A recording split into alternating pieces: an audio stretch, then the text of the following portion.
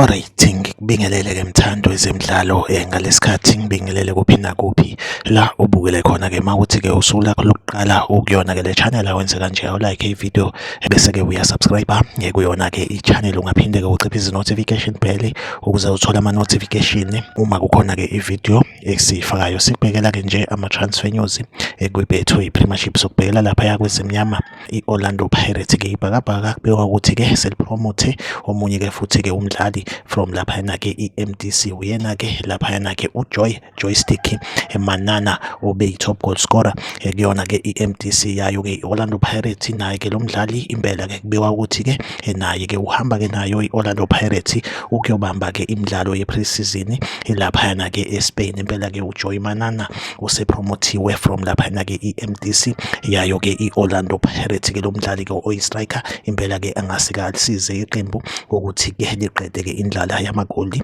ngayo-ke isizini ezayo-ke. Iyona update engiyiphethe-ke njengamanje. Like ivideo, subscribe kuyona-ke i-channel. Mina nawe asihlangabezane kwivideo elandelayo, nisale kahle.